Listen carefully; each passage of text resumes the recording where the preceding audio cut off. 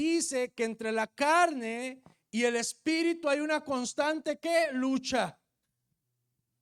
Y nosotros estamos ahí en medio de esa lucha. Y nosotros determinamos realmente quién va a ser vencedor. Y hoy vamos a conocer un poco de esto.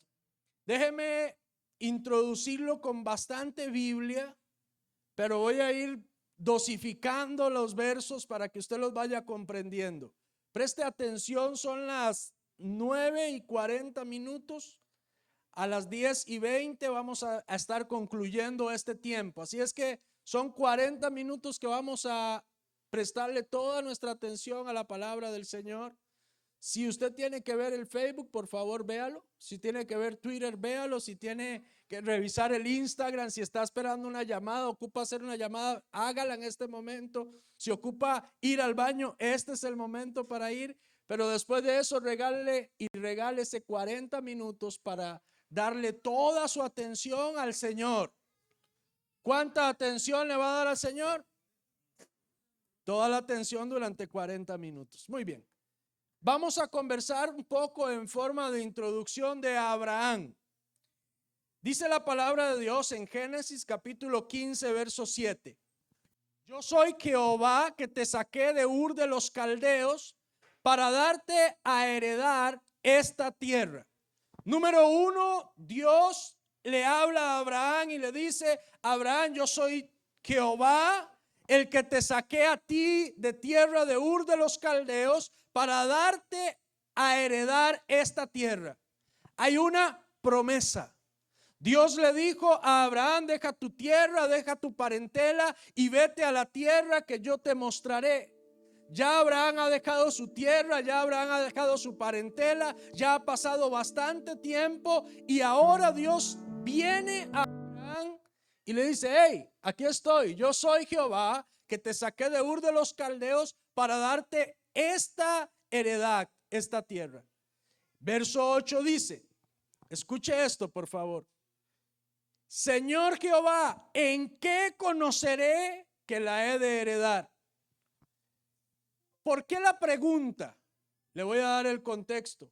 Esa tierra, la que Dios le estaba diciendo a Abraham que él se le iba a dar y que era de él, estaba llena de gente perversa, estaba llena de gente sanguinaria, asesinos, lo peor, y gente idólatra. Ahí era donde Dios le había dado a Abraham. ¿Qué le parece? No piense usted que era un lugar bonito, lindo. No, era un lugar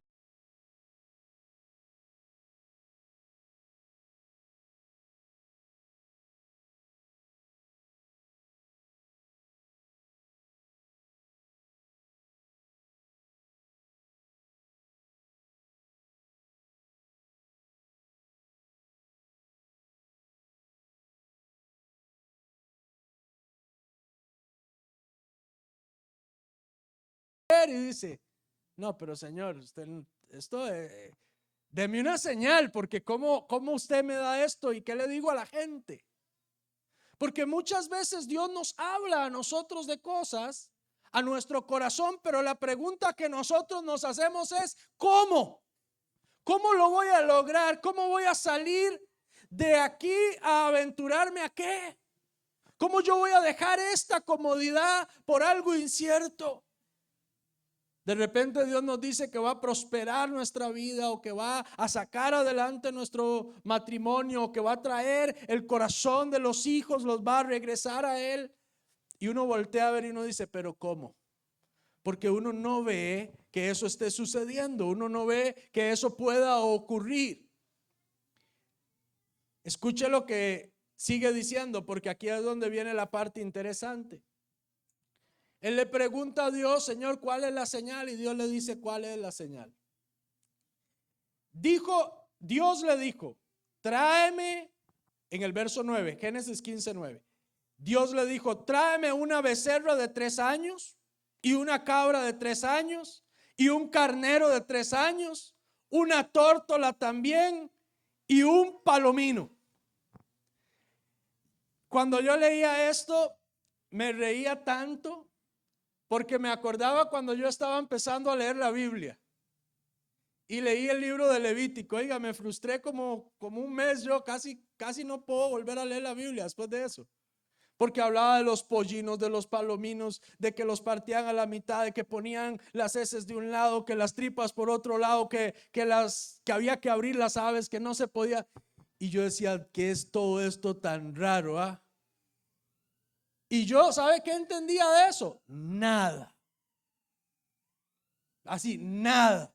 O sea, era horrible leer ese libro al principio de mi conversión de Cristo, porque no lograba comprender absolutamente nada.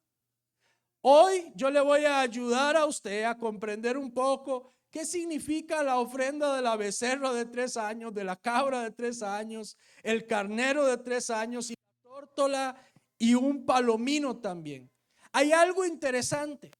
Cuando Génesis 15, a Abraham Dios le pide esta ofrenda, la Biblia no ha especificado qué representa cada uno de estos sacrificios. Se hacían sacrificios, sin embargo, a pesar de que Dios lo había pedido, Dios no había revelado realmente qué significaban o qué representaban estos sacrificios. Usted, a través de la escritura, en el libro de Éxodo, en el libro de Levítico, usted va a ver cuando Dios ahora identifica cada una de las ofrendas con un propósito específico. Toda esta ofrenda tipificaba solo a uno, este es Cristo. Sin embargo, tenía funciones específicas. Vamos a ir a la primera. Debemos de observar que él inicia. Lo primero que quiero decirles es: Dios es el que inició el pacto con Abraham. ¿Quién lo inició? ¿Abraham con Dios? No. Dios lo inició con Abraham, no Abraham con Dios. Y acá quiero aclarar una confusión. ¿Puede un hombre hacer un pacto con Dios?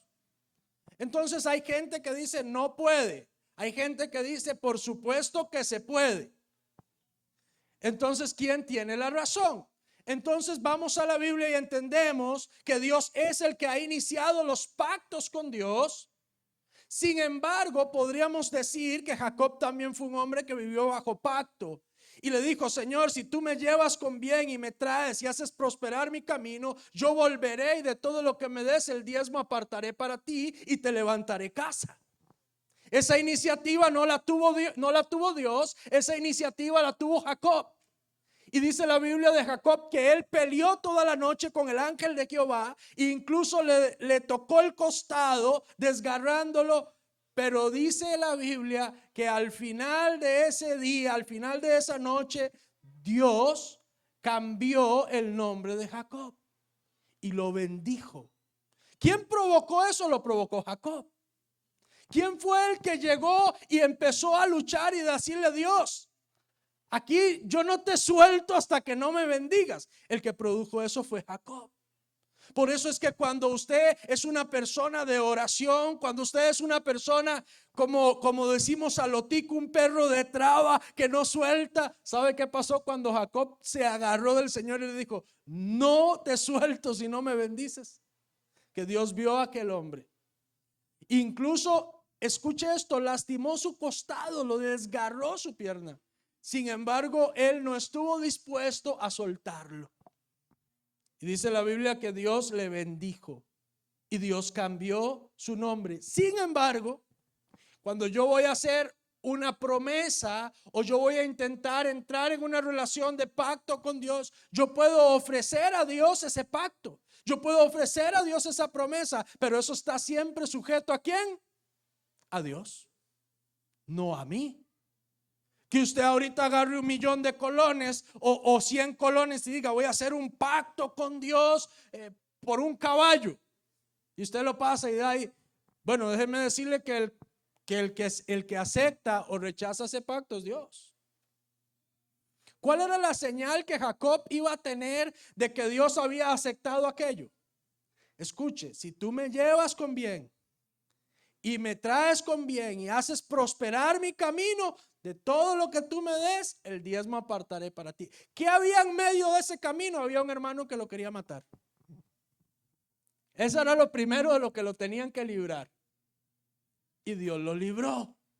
Probablemente Jacob dijo, Dios está conmigo, Dios respondió, Dios me está protegiendo. ¿Qué pasa con el tiempo después? Jacob vuelve y cumple lo pactado, lo prometido a Dios.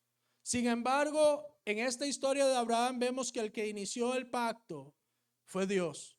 El que quiso entrar en una relación de pacto con Abraham fue Dios. Sabemos que Abraham representa a Cristo. Sabemos que Abraham es un tipo o figura de Cristo. El hombre no inicia un pacto con Dios, sin embargo, no quiere decir que nosotros no podamos presentar una promesa o intentar entrar en un pacto con Dios, el cual está sujeto a Él siempre. Por eso es que usted escucha testimonios y acá es donde mucha gente se confunde, porque de repente a mí en lo personal Dios me ha hablado y me ha pedido algo, a mí. Y me ha dicho, Luis, haz esto. Y yo he venido y lo he hecho. Y entonces yo estoy corriendo a atender la voz de Dios en mi corazón. Dios quiere entrar en una relación de pacto conmigo y habló a mi corazón y me pidió algo específico. Esta mañana Dios puede hablar a su corazón y pedir algo específico. O no necesariamente hoy, quizás lo ha hecho a lo largo de sus años en Cristo, o lo puede hacer en los próximos meses o años. Y Dios visita su corazón y le dice, haz esto. Muy bien. Lo número 2 es que el que establece qué se va a usar y qué se va a hacer para ese pacto, ¿quién fue? Dios. Y Dios es muy específico. Y en esto quiero contarles una historia particular para que usted se ría y para yo reírme de mí un rato. Hace muchos años yo estaba en la iglesia, había una convención o un congreso llegaba mucha gente. Aquel día la iglesia estaba abarrotada, estaba llenísima. Pasó algo muy particular antes de yo salir de mi casa y fue que cuando yo me estaba poniendo mis medias tenía un hueco, una media. Sin embargo, yo me di cuenta que tenía un hueco y no me devolví a traer otras medias, sino que me puse esas medias y me fui. Al final de cuentas, ¿quién va a saber si ando una media con hueco o no? Quizás usted ande hoy aquí una media con hueco, pero nadie sabe. ¿Cierto? Usted se ríe de mí, pero tal vez la suya ande hueco. Ahora, la mía tenía un hueco, tenía un agujero, pero yo iba bien guapo. Yo llevaba plata, iba perfumado. Al final de cuentas, ¿quién se iba a dar cuenta? Pero yo llegué a la iglesia, me senté en medio de toda aquella multitud, en medio de todas aquellas personas. Y recuerdo que estaban solicitando ofrenda, la gente estaba pasando a depositar ofrenda. Yo ya había pasado a dar mi ofrenda y me regresé a mi silla. Y recuerdo que Dios me dijo, quiero que me des tus zapatos. ¿Zapatos? No, señor, los zapatos, ¿para qué? O sea, ¿qué sentido tienen los zapatos para Dios? Pregunta, ¿Dios ocupa zapatos? ¿Verdad que no? ¿Es lógico esos zapatos? Yo decía, Dios, no. Entonces yo agarré todo el dinero que yo andaba y me fui y lo deposité. Y ahí está. Vale más que los zapatos, Dios. Y cuando llegué a la silla, ¿qué me dijo Dios? Tus zapatos. Ya no me empezó a gustar. Señor, acabo de echar toda mi plata ahí. Ya sé, es que todavía me queda un reloj. El reloj, Señor. La plata y el reloj. Llegué a la silla y Dios, ¿qué dijo? Los zapatos. El asunto se puso más difícil. ¿Sabe por qué? Porque se acabó el tiempo de la ofrenda. Y entonces yo me senté. Ya pasó el tiempo. ¿Y qué dijo Dios? Quiero tus zapatos. Ya yo no disfruté esa reunión. De verdad que no la disfruté para nada. Yo me fui al baño. Y yo decía, ¿qué hago? ¿Qué hago? Entonces yo dije, no, qué vergüenza las medias con hueco, ¿verdad? Y va a andar ahí con una media con hueco. Entonces, inteligencia superior, ¿verdad? Me quité las medias y decía yo, las boto en el basurero. No, que no, me voy a guardar en la bolsa. Me las guardé en la bolsa para botarlas en la casa y me puse los zapatos. Pero cuando yo me quité las medias, consideré los zapatos. Y entonces yo dije, estos zapatos no valen nada. O sea, estaban ya realmente desgastados, ya eran zapatos viejos. Yo no sabía realmente, no había decidido dárselos a Dios, pero ya yo lo estaba considerando durante todo este tiempo. Tal vez usted dice, pastor, eso fue rápido. No, no fue rápido. Había pasado más de una hora y yo tenía ese pleito en mi corazón. Yo fui, me senté en la silla. Yo realmente no recuerdo qué predicaron ese día. Realmente yo no sé de qué hablaron ese día. Recuerdo que terminaron la predicación y otra vez ofrenda y entonces era mi oportunidad. Pusieron 2 canastos, uno al frente y yo decía, ahora ¿cómo hago? Porque no voy a agarrar los zapatos. Muy feo, ¿verdad? Y recuerdo que pasaron a todas las personas al frente y apagaron las luces. Yo dije, gloria a Dios, este es mi momento. ¿Ah? Pero recuerdo que el pastor que estaba presidiendo la reunión, estaba el tarro de las ofrendas y él estaba como Jesús ahí, viendo. Y yo decía, despístelo a alguien, ¿verdad? Entonces yo fui y me paré ahí al frentecito, así, ¿verdad? Y en un momento se distrajo, en un momento se fue. Entonces yo me quité los zapatos, los agarré y los clavé en el tarro de las ofrendas, ¿verdad? Y disimuladamente me empecé a correr y hacen amén, amén, y prenden las luces. Y yo, nadie sabe que no tengo zapatos. ¿No? Y un discípulo, ¡líen los zapatos! Yo, cállese, cállese, cállese. Ya me voy. Y cuando iba en carrera para irme, ¿qué me acordé? ¿Acaso tenía plata? La había echado toda. Ay, qué madre. Entonces tenía un discípulo, Alejandro, y le digo, ale, lléveme a la casa, pero ya. ¿Y por qué le pasó a los zapatos? Ya, tranquilo, ahora le cuento, vamos. Llegué a la casa, estaba mi papá en el sillón, todavía lo recuerdo, y otra vez apenas yo entro. ¿Y los zapatos? ¿Qué le pasó? No, papi, todo bien, tranquilo, no pasa. Pero ¿y los zapatos? No pasó nada. Al otro día que llegué a la iglesia por la mañana, los zapatos estaban en la basura. Ahí en el basurero afuera, ahí estaban, encimita. Entonces yo los vi, yo dije, me dan ganas de recogerlos, eran míos de por sí, ¿verdad? Entonces yo los veo. Realmente nadie valoró la ofrenda de los zapatos. A nadie le importó. ¿Sabe quién fue el único que recibió esa ofrenda? Dios. Porque todo, absolutamente todo lo que nosotros hagamos, tiene que buscar glorificar solo a alguien, a Dios. Y por ilógico que parezca lo que Dios nos pueda pedir, debemos de estar dispuestos a atender la voz de Dios.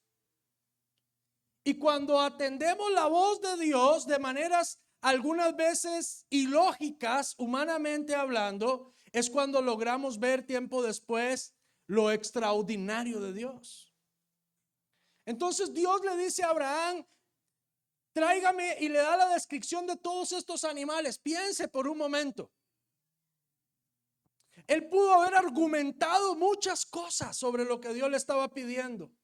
Él pudo haber discutido con Dios muchas cosas. Pero Abraham no discutió nada y se fue y reunió lo que Dios le estaba pidiendo. Ahora eso no, pasan más cosas.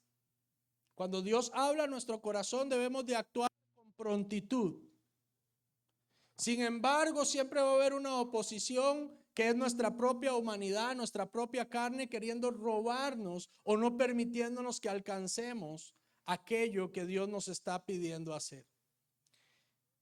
Si usted se pone a ver, vamos paso a paso. Lo primero que es un holocausto. Un holocausto es una ofrenda encendida de olor grato para Jehová. Todos esos animales distribuidos en ciertas formas tenían que ser encendidos por fuego y aquel humo subía a Dios y era una ofrenda de olor grato. Eso era un holocausto en ese momento. Dios le dijo a Abraham que trajera en primer lugar una becerra de 3 años. No podía ser cualquier becerra. Si tenía 5 ya no servía. Tenía que tener 3 años. Acá el asunto se complica. Porque muchas veces nosotros queremos darle a Dios lo que nosotros queremos darle y no lo que Él nos pide. Por eso es que hay mucha gente que puede ofrendar, pero no puede diezmar. Entonces dice, ¿por qué, pastor? Porque le pueden dar a Dios lo que quieren, pero no lo que Él pide. Perdón, pero es cierto. Avancemos, Éxodo 24:5. Y envió jóvenes de los hijos de Israel, los cuales ofrecieron holocaustos y becerros como sacrificios de paz a Jehová. Lo primero que Dios le está pidiendo a Abraham con este becerro de 3 años era una ofrenda de paz. Una ofrenda de paz con Dios y paz con Él, pero había un segundo propósito y era que Éxodo 29:14 dice, pero la carne del becerro y su piel y su estiércol los quemarás a fuego fuera del campamento, porque esta es una ofrenda por el pecado. O sea, Dios le estaba diciendo a Abraham, vamos a entrar en una relación de pacto en la que yo voy a perdonar tu pecado y por causa del perdón de mi pecado, usted va a tener paz para conmigo. Hay mucha gente que evidencia que no vive en una relación de pacto con Dios porque no tiene paz nunca. Un testimonio de alguien que vive en una relación de pacto con Dios es que camina en paz. Esa persona, aunque camina en valle de sombra y de muerte, no teme mal porque sabe que el Señor está con él. Él sabe que el Señor le cuida, le protege. Él sabe que puede estar rodeado de muerte y que puede haber maldad y que puede haber pestilencia. Él sabe todo eso, pero también sabe que habita al abrigo, o sea, al cuidado de Dios. Que Él mora bajo la sombra del Omnipotente. Y decía el salmista, diré yo al Señor, esperanza mío, castillo mío, mi Dios, en ti confiaré. Muchas personas hoy en día van a la iglesia, pero no tienen paz. ¿Sabe por qué? Porque no están viviendo en una relación de pacto. ¿Sabe por qué no viven en una relación de pacto? Porque aunque han confesado con su boca que Jesucristo es el Señor, sus acciones no representan ni reconocen a Jesucristo como Señor. Voy a avanzar porque yo dije que terminaba. Número 2. La segunda ofrenda que Dios le pide a Abraham fue una cabra de 3 años. Esta era para hacer una expiación completa por el pecado. Levítico 5:6 dice, y para su expiación traerá a Jehová por su pecado que cometió una hembra de los rebaños, una cordera o una cabra como ofrenda de expiación. Y el sacerdote le hará expiación por su pecado. Así es como lo explica este libro. Lo tercero que Dios le pide a Abraham fue un carnero. En Éxodo capítulo 29, verso 1, perdón si voy tan rápido, usted más tarde puede escuchar la transmisión y ver los versos y si está tomando nota, tome nota. Éxodo 29, 1 dice, esto es lo que harás para consagrarlos, para que sean mis sacerdotes. Toma un becerro de la vacada y 2 carneros sin defecto. ¿Qué era lo que significaba esto? Consagración. Dios estaba entrando en una relación de pacto que implicaba una consagración, una santificación. Les dije desde el principio que todo este sacrificio habla solo de un sacrificio como tipo o sombra que es Cristo. Avancemos. Una vez que el pecado es removido de Abraham, este está listo para ser consagrado a Dios. Finalmente Dios le pide a Abraham una tórtola y un palomino. La ofrenda de la tórtola y la ofrenda del palomino era una ofrenda que se encendía y era de olor muy grato a Dios. Muy bien. Yo sé que hasta acá esta introducción, tal vez usted está diciendo, pastor, ¿a dónde nos quiere llevar? Pastor, todavía no estoy entendiendo tanto la idea de lo que nos quiere decir. Acá usted va a empezar a entender más. Este pacto que Dios tenía o Dios estaba haciendo con Abraham tenía una parte activa en el pacto Abraham. ¿Cuál era? ¿Cuál era la parte activa de Abraham en este pacto que Dios estaba iniciando con él? Diga conmigo, obediencia. ¿Cuál era la parte activa de Abraham en este pacto que Dios estaba iniciando con él? Obediencia. Porque Dios había pedido algo para entrar en una relación de pacto. Y lo que él estaba pidiendo era obediencia. Lo que él estaba pidiendo era una rendición, un sacrificio. ¿Cuántos de nosotros queremos vivir en una relación de pacto que produce paz, que produce libertad, que produce sanidad, que produce prosperidad, que produce gozo, que produce paciencia? Sin embargo, no queremos obedecer lo que Él nos manda. Y esto nos impide a nosotros disfrutar de los beneficios del pacto que ya existe en Cristo Jesús, el cual murió y resucitó por todos nosotros. Y usted no puede disfrutar de la presencia hermosa del Espíritu Santo porque usted no vive una relación en obediencia a Dios. Y su obediencia es así, intermitente. Entonces usted va como una montaña rusa, de arriba abajo. ¿Por qué? Porque su obediencia es así, intermitente. Y algunas veces sí y otras veces no. Y cuando quiero sí, cuando no quiero no. Su vida no le pertenece aún a Cristo. Usted sigue gobernando muchas áreas específicas de su vida. Y eso más tarde que temprano le va a traer problemas. Ahora vamos a lo que sucedió. Génesis 15, capítulo 10 y verso 11. Escuche por favor. Génesis capítulo 15, verso 10 y 11. Abraham, y tomó él todo esto y los partió por la mitad y puso cada mitad una enfrente de la otra, mas no partió las aves. El verso 11. Y descendían aves de rapiña sobre los cuerpos muertos y Abraham las ahuyentaba. Preste atención a esto, por favor. Abraham decidió obedecerle a Dios de inmediato. Abraham fue y trajo todo lo que Dios le había pedido. Abraham vino y preparó el altar para que aquella ofrenda fuera consumada. Sin embargo, cuando ya tiene todo listo, Dios no llega a consumar la ofrenda de inmediato y por el contrario, tiene un montón de aves de rapiña, o sea, un montón de sopilotes, para que usted me entienda, a lo tico, en esa manada que llegan cuando ven algo muerto y empiezan cada nada a venir a querer comerse el sacrificio, la ofrenda. Y si esa ofrenda era comida, la relación de pacto que él estaba haciendo, que Dios estaba haciendo con Abraham, se perdía, no había. Qué difícil. Entonces Abraham con palo en mano, piedras, pero los opilotes no se van.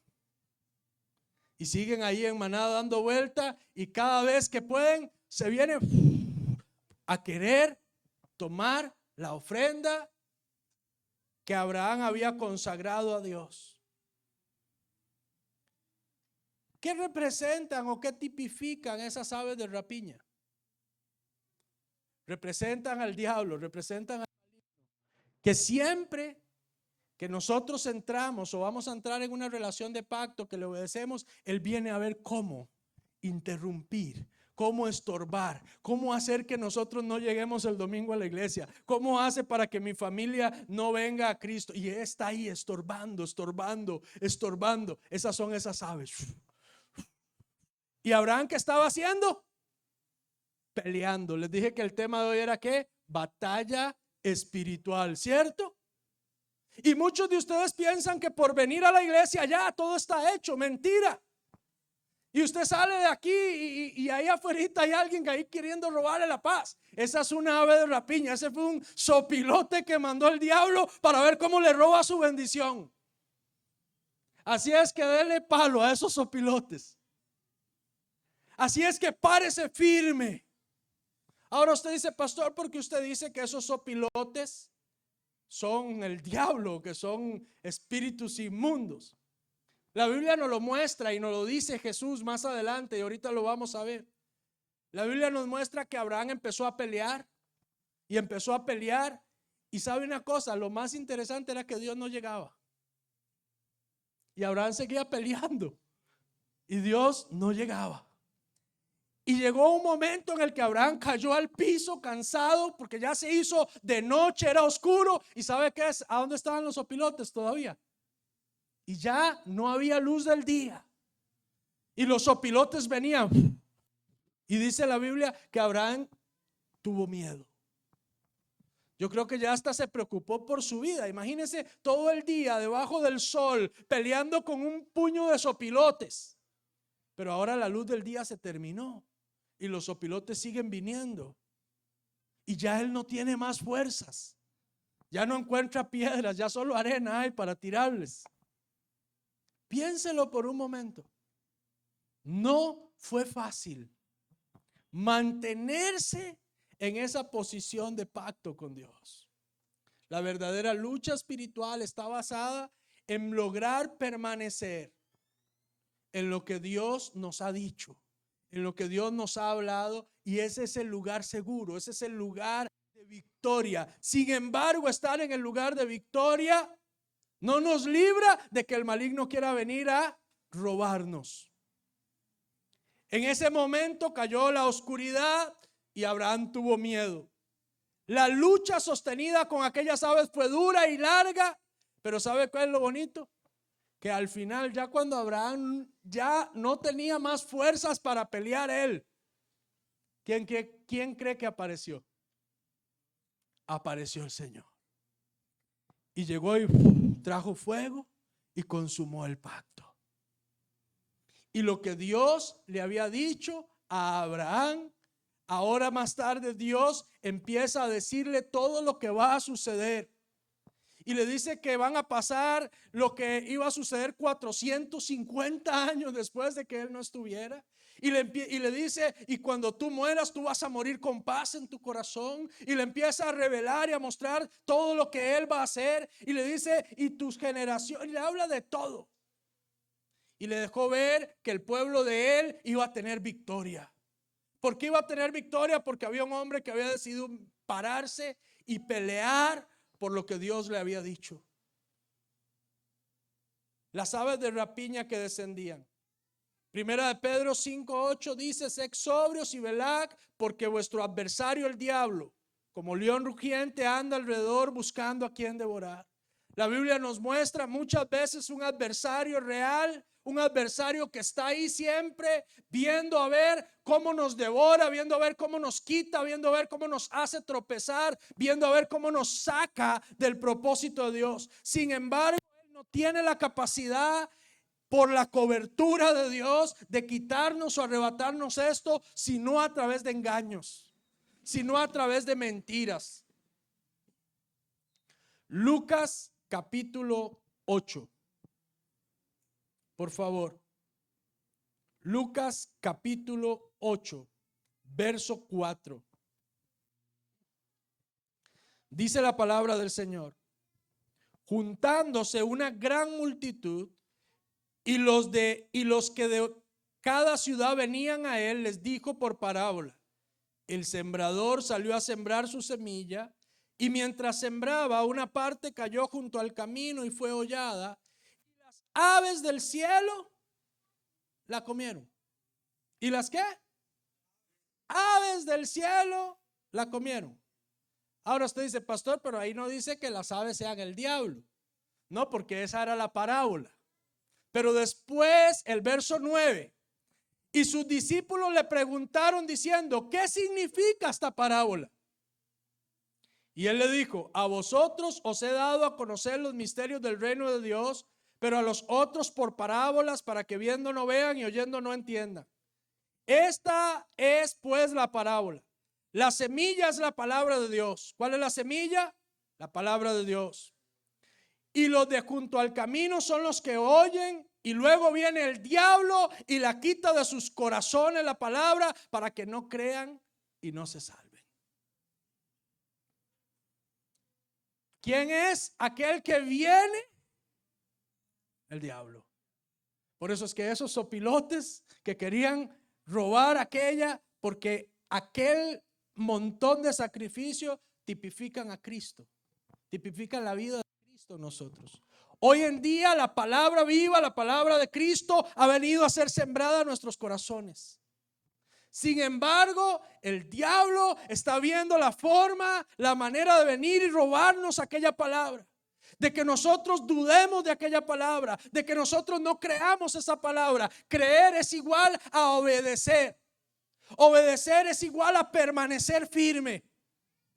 Y el que permanece firme, el que persevera hasta el final peleando en defensa de aquella palabra, en defensa de aquello que ha creído, ¿sabe qué? Como Abraham termina vencedor. Por lo tanto, si usted está parado en una palabra de Dios, si usted está parado en una promesa de Dios, pero usted se siente cansado, usted siente que la batalla es dura, usted siente que está siendo muy difícil, déjeme decirle que la victoria viene para usted, pero usted no se puede rendir. Si usted se rinde, usted no podrá disfrutar de la victoria. Por eso es que hay que permanecer firmes hasta el fin. Esto no se trata de permanecer un solo día. Déjeme concluir en los 5 minutos que me quedan en algunas cosas que debemos de permanecer firmes, que Dios nos ha hablado. Primera de Samuel capítulo 2 verso 30 dice: por tanto Jehová el Dios de Israel dice: yo había dicho que tu casa y la casa de tu padre andarían delante de mí perpetuamente. Mas ahora ha dicho Jehová: nunca yo tal haga, porque yo honraré a los que me honran, y los que me desprecian, estos serán tenidos en poco. Dios había hecho una promesa, Dios había dicho que iba a prosperar, Dios había dicho que iba a hacer, pero de repente se encuentra con un pueblo que no camina en lo que Él estableció, que no vive en lo que Él estableció, y Él se para y dice: hey, no. Escucha lo que dice: yo había dicho que tu casa y la casa de tu padre andarían delante de mí perpetuamente. Mas ahora he dicho, dice Jehová, nunca yo tal haga, porque yo honraré a los que me honran. ¿Cuántas promesas de Dios en la Biblia? Para usted y para mí. Y no es que Dios no cumpla, es que nosotros no hemos decidido caminar en honra a Dios. Es que nosotros no hemos querido vivir caminando en el principio de honra a Dios. Y entonces venimos a la iglesia y hacemos muchas cosas, pero no caminamos en el principio de honrar a Dios en todo lo que hacemos. Y entonces, ¿qué dice Dios con los que no lo honran? Dice: hey, yo había prometido muchas cosas, pero si usted no me honra, yo no lo voy a honrar a usted. ¿Y sabe qué? Yo no lo voy a maldecir, yo no lo voy a matar, pero yo a usted lo tengo en poco. Yo a usted así, de larguito. Y sí, te dejo vivir y espero que te arrepientas, pero usted y yo, todas esas promesas son para los que me honran. ¿Qué le parece? Y usted puede tomar hoy una decisión, aquí y ahora, y decirle: Señor, yo mucho tiempo caminé en honra, pero me rendí, me di por vencido, me cansé. El diablo me convenció de otras cosas, me engañó el maligno, y dejé de caminar en lo que tú me enseñaste, y dejé de vivir en los principios de tu palabra, y por eso ahora estoy experimentando una sequedad en mi alma. Y por eso ahora estoy apagado, y por eso ahora ya no disfruto tu presencia como antes. Y por eso ahora no puedo levantar manos y cantar, porque ya no hay un gozo vivo dentro de mí. Pero si usted esta mañana usted decide vivir, le dice al Señor: Señor, yo voy a caminar en el principio de honra. ¿Sabe qué es lo que viene? Honra para ti, honra para tu familia, honra para tus hijos. Hebreos capítulo 6 verso 10. Escuche esto, hermoso: porque Dios no es injusto para olvidar vuestra obra y el trabajo de amor que habéis mostrado hacia su nombre, habiendo servido a los santos y sirviéndoles aún. ¿Sabe qué hermosa promesa es esta? Dios dice: no hay nada de lo que usted haga para mí, que yo no se lo recompense. No hay ningún esfuerzo que usted haga para mí que yo no se lo recompense, que yo no se lo premie. No hay nada que usted haga para mí que yo lo olvide. Yo tengo presente todo lo que has hecho por amor a mi nombre. Yo tengo presente todo lo que tú has hecho por mí. Yo tengo presente las caminadas que te has pegado. Yo tengo presente las noches largas de llanto y oración. Yo tengo presente cuando me defendiste o cuando diste la cara. Yo recuerdo cuando tú diste la espalda al mundo, al pecado, a tu familia por mí. Yo lo tengo presente. Yo no lo he olvidado, dice el Señor, porque Dios es injusto para olvidar todo lo que hemos hecho por amor a su nombre. No hay una sola acción mía a favor de Dios que Dios haya olvidado. Filipenses capítulo 4 verso 19. Dios colmará con magnificencia todas las necesidades de ustedes conforme a sus riquezas en Cristo Jesús. En otra versión dice: Dios proveerá todo lo que ustedes necesiten conforme a todas sus riquezas en gloria. Levante así su manita y diga: mi Dios proveerá. Mi Dios proveerá todo lo que haga falta en Cristo Jesús. Él proveerá, Él suplirá. Josué capítulo 23 verso 14. Ya estoy a punto de irme por el camino que les toca correr a todos, dice Josué. Está a punto de morir. Reconozcan entonces con todo su corazón y con toda su alma que ni una sola de todas esas admirables promesas que les hizo el Señor ha caído en el vacío. Todas se han cumplido, dice Josué, y no ha fallado ni siquiera una. Josué es el conquistador de la tierra prometida. Fue alguien que tuvo que pelear, que tuvo que luchar. Fue aquel que dijo: pero mi casa y yo serviremos al Señor. Él se paró delante del pueblo y les dijo: hey, yo no sé lo que ustedes quieran hacer, pero mi casa y yo vamos a servir al Señor. Mi casa y yo vamos a permanecer firmes en Dios. Mi casa y Dios no cambia. Ese es el que está diciendo: todo lo que Dios prometió lo ha cumplido. Estoy a punto de morir y Dios no ha fallado a una sola de las promesas que me hizo. ¿Sabe que cuando yo leo eso me emociono? Porque yo no sé usted, pero a mí Dios me ha prometido, a mí Dios me ha hablado. Y yo sé que no moriré sin ver todo lo que Dios me ha dicho que veré. Porque Dios es fiel, porque Dios no cambia. Sin embargo, yo necesito permanecer en lo que Él me ha dicho, permanecer firme contra toda adversidad, contra viento, contra marea, contra todo lo que se quiera levantar en contra. Hay que permanecer en la verdad de la palabra. Filipenses capítulo 1 verso 6. El apóstol Pablo dice: estoy firmemente convencido de que aquel que comenzó en ustedes la buena obra la irá completando hasta el día de Cristo Jesús. Levante su manita así conmigo y diga: Cristo ha comenzado una buena obra en mí y no terminará sin que la cumpla. Esto es una promesa poderosa. Muchas veces usted se siente que le falta tanto. Muchas veces usted se siente tan carnal, tan imperfecto. Pero déjeme decirle que el que comenzó en usted la buena obra no va a dejar que usted termine sus días sin que Él la perfeccione. ¿Sabe qué dice el Salmo 50 verso 15? Invócame en los momentos de peligro y yo te libraré y tú me glorificarás. Si usted está pasando un momento de angustia, un momento difícil, ¿sabe qué nos promete el Señor? Que si lo invocamos a Él, que si clamamos a Él, que si pedimos a Él, Él va a venir y nos va a librar. Y entonces nosotros lo vamos a glorificar. Salmo 32 verso 8 dice: yo te instruiré, te enseñaré el camino que debes seguir. Con los ojos puestos en ti, yo seré tu consejero. ¿Está oyendo lo que Dios dice? Yo te instruiré, yo te mostraré el camino. Yo tengo mis ojos puestos en ti. Eso es hermoso. El apóstol Pablo, Romanos 4:21, plenamente convencido de que Dios tiene poder para cumplir lo que Él promete.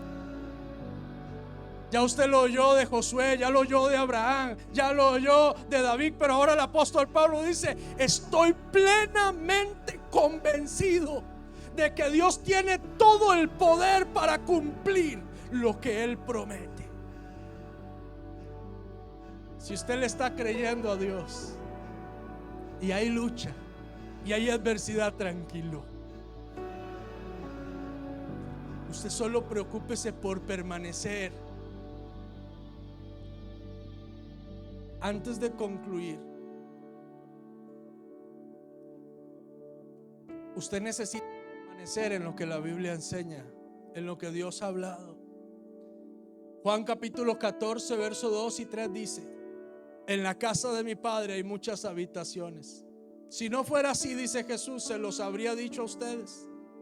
Yo voy a prepararles un lugar, y cuando haya ido y les haya preparado un lugar, volveré otra vez para llevarlos conmigo, a fin que donde yo esté, estén ustedes también. Cristo volverá, y no solamente volverá, sino que si Él no ha venido, yo llegaré y tendré un lugar en la habitación celestial. Porque dice Jesús: si no fuera así, yo no les digo nada a ustedes. ¿Sabe cuál promesa nos debe de sostener para permanecer firmes en Dios? Que algún día, cuando nuestros ojos en esta tierra se cierren y se apaguen, al abrir nuestros ojos estaremos cara a cara con Él. Y entonces estaremos rindiendo cuentas a Él. Pero para eso usted necesita permanecer firme aquí en la tierra, donde los sopilotes quieren venir a robarle la paz, a robarle el gozo, a robarle su amor por su esposa, por su esposo, por sus hijos, donde quieren venir a robarle los sueños que fue Dios el que los plantó. Porque hay muchas cosas que usted no creía antes de Dios, pero usted vino a Dios y de repente creyó que eran posibles. Pero el enemigo ha estado viendo cómo roba, cómo quita ese sueño, cómo le quita esa ilusión de servirle al Señor, de ir largo con Dios. Póngase sobre sus pies, por favor. Son las 10:26. Yo quiero pedirle a los chicos de la banda que pasen un momento. Vamos, levante ahí sus manitas.